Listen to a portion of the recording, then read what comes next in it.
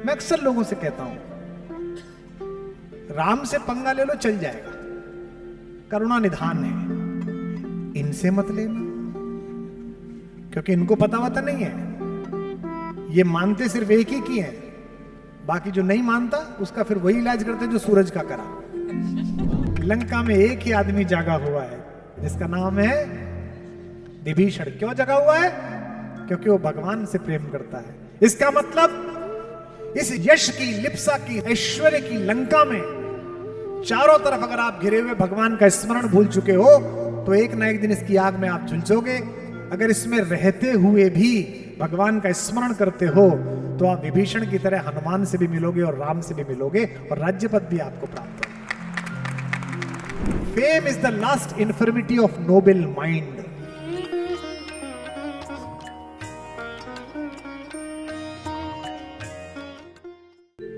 भेजा गया हनुमान को कि जाओ संजीवनी बूटी ले आओ।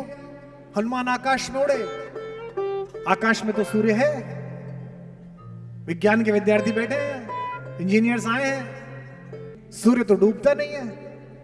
हम कहते हैं सूरज डूब गया। क्यों?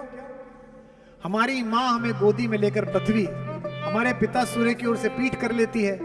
मां को दोष देते नहीं है, पिता को दोष देते हैं कि डूब गया, छिप गया, वो चला गया। हमें तो सूरज तो निकल रहा है। ये मां और पिता से संबंध की सामान्य परिभाषा है। इसको व्याकरण भी जानता है। मां बोल के देखो, मां मुंह खुल जाता है, इच्छा प्रकट हो जाती है मां के सामने। बाप बोल के देखो, बंद हो जाता है। हनुमान ने बातचीत शुरू करी। राधे श्याम जी हमारे बहुत बड़े रामायणी, उन्होंने इस प्रसंग को लिखा।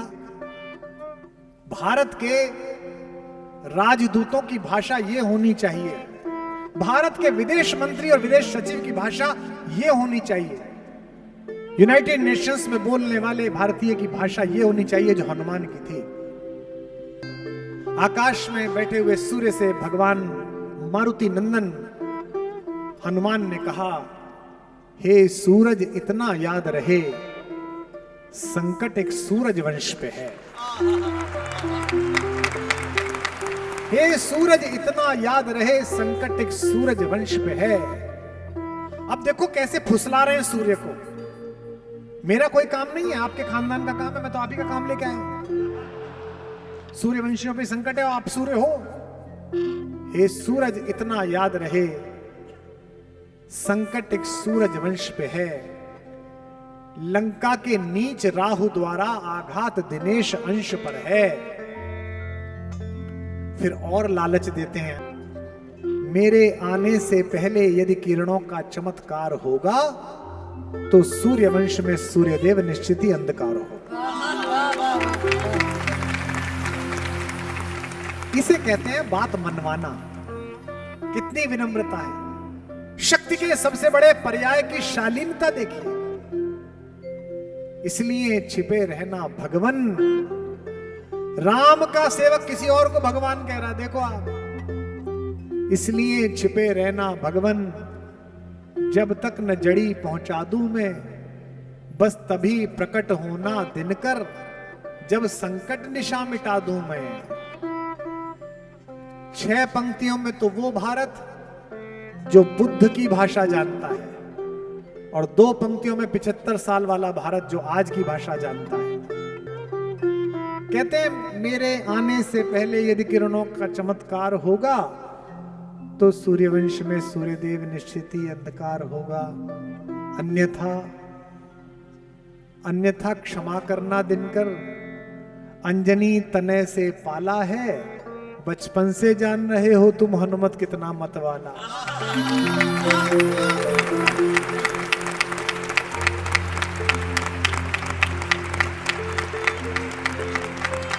कितनी धीमे से धमकी दी है।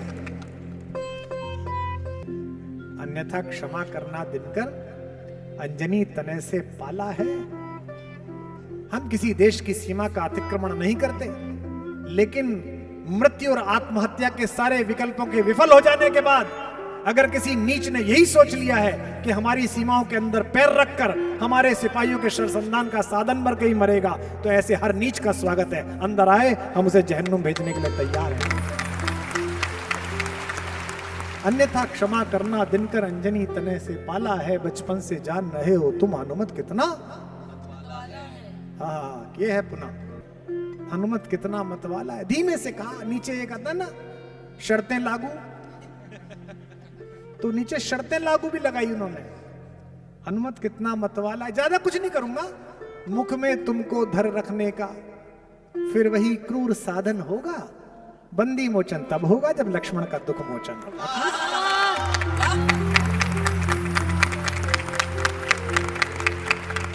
मुझे तो अभ्यास ही है, हनुमान कहते हैं मुझे तो आदत ही है, कोई दिक्कत ही नहीं है, इतना ही तो करना है कि संजीवनी ले जाने समय आपको मुंह में धर लूंगा, जब एक बार हो जाएगा सब काम उसके बाद छोड़ दूंगा, चले जाना।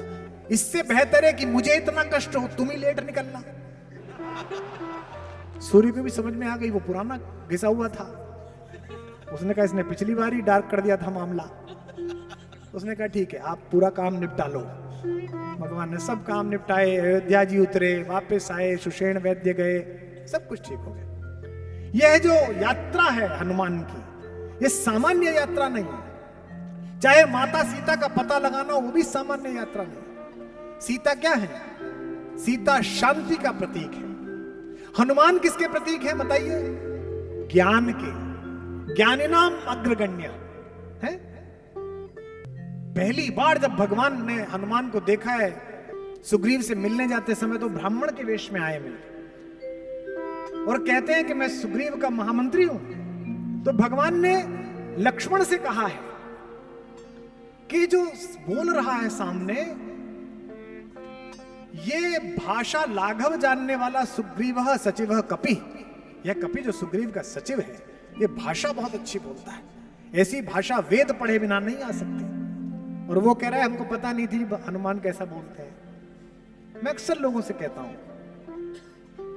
राम से पंगा ले लो चल जाएगा, करुणा निधान है, इनसे मत लेना, क्योंकि इनको पता वता नहीं है। ये मानते सिर्फ एक ही की है, बाकी जो नहीं मानता उसका फिर वही इलाज करते जो सूरज का करा। ज्ञान के प्रतीक है, शांति की खोज में गए हैं। अब प्रतीक समझिए, देखिए पूना वालों, तो शांति की खोज के लिए सबसे पहले क्या आवश्यकता है? ज्ञान को यह भान कराना तो कोई शांति पा सकता है जिसका नाम है जामवंत। ज्ञान अपने आप को भूल चुका है। जामवंत ज्ञान का कंधा पकड़ के कहते हैं का चुप साध रहे बलवाना, तू चुप क्यों बैठा है, तू ही जा सकता है। इसीलिए पृथ्वी के आकर्षण को छोड़कर ज्ञान एक भूदर के ऊपर चढ़ा और उसने अज्ञात में छलांग लगा दी। शांति को पाने के लिए अगर ज्ञात में छलांग लगाओगे कि यहां तक पहुंचना है तो नहीं पहुंच पाओगे। किस पर चढ़े पहले हनुमान? एक भूदर ऊपर, उस पर छलांग मारी। रास्ते में पहली चीज क्या मिली? मैनाक पर्वत। देवताओं ने भेजा कि देखे हनुमान बंधता है आकर्षण में कि नहीं बंधता। मैनाक पर्वत पर क्या है? सोना, चांदी, मणियां, फल फूल, ड्राई फ्रूट्स। उसने कहा उतरो यहां। इसका मतलब जैसे ही शांति की खोज में चलोगे, जगत के आकर्षण घेर लेंगे। थोड़ा और पैसा, थोड़ा और सोना। लेकिन अगर उससे बचकर आपने हनुमान की भाषा में आकर्षण को जवाब दे दिया तो मां के चरणों तक पहुंचोगे। हनुमान ने क्या कहा? राम काज कीने बिना मोई कहां विश्राम। ये है असली था। अब अगर इससे भी उबर गए तो अच्छे से अच्छे आदमी की क्या भावना रहती है? चलो पैसा छोड़ दिया, इसका लोभ छोड़ दिया, अग्रवाल समाज में बहुत लोग हैं, हॉस्पिटल बना दिया, ये कर दिया। इसके बाद भावना क्या रहती है? हर आदमी की रहती है, बुरा मत मानना, मेरी भी रहती है। उससे बचने की कोशिश मैं भी कर रहा हूं, आप भी करिए। जब ज्ञान रूपी हनुमान सीता रूपी शांति को प्राप्त करने के लिए, उनके चरणों में सिर रखने के लिए मैनाक रूपी आकर्षण को ठुकरा कर आगे बढ़ता है, तो रास्ते में यश रूपी सुरसा मिल जाती है। Fame is the last infirmity of noble mind. हर आदमी को रहता है फेम मिल जाए। ये जो यश की लिप्सा है कि मैं कुछ भी करूं तो सबको पता चले कि मैंने अच्छा काम किया, हनुमान को यश की लिप्सा को घेरने के लिए सुरसा भेजी जाती है। यश क्या है? जितना मिल गया उतना थोड़ा। ये यश है। तो यश की सुरसा अब आगे हनुमान का मार्ग रोकना चाहती है। और यश की पहली क्वालिटी क्या है कि वो बढ़ता है, फिर मन करता है और मिले। इसके बाद गत ज्ञान की लिप्सा आएगी लंकिनी बनकर। यह सारी कहानी प्रतीक से जुड़ी हुई है। लेकिन लंकिनी पर अगर आपने सत्य का प्रहार कर दिया मुष्टिका से, तो लंकिनी को चेतना आ जाएगी कि ज्ञान आ गया शांति से मिलने के लिए, हनुमान आ गया सीता के चरण छूने के लिए। लंका सोई हुई है। क्यों सोई हुई है बताओ भाई पूना वालों, क्यों सोई हुई है? सारी लंका सोने की है। जो सोने के चक्कर में पड़ा वो दिन में भी सोया हुआ ही है, सोई हुई है। लंका में एक ही आदमी जागा हुआ है जिसका नाम है विभीषण। क्यों जगा हुआ है? क्योंकि वो भगवान से प्रेम करता है। इसका मतलब इस यश की, लिप्सा की, ऐश्वर्य की लंका में चारों तरफ अगर आप घिरे हुए भगवान का स्मरण भूल चुके हो, तो एक ना एक दिन इसकी आग में आप झुलसोगे। अगर इसमें रहते हुए भी भगवान का स्मरण करते हो, तो आप विभीषण की तरह हनुमान से भी मिलोगे और राम से भी मिलोगे, और राज्य पद भी आपको प्राप्त होगा।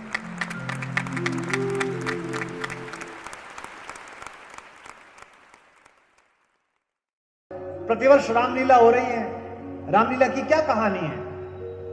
रामलीला की कहानी इतनी है कि एक दशरथ के पुत्र हैं जो वनवास के बाद अपनी पत्नी के एक अनाचारी के द्वारा हरण करने के उपरांत उसका वध करके वापस लौटते हैं 9 दिन बीतने के बाद। इस कहानी में क्या नया है?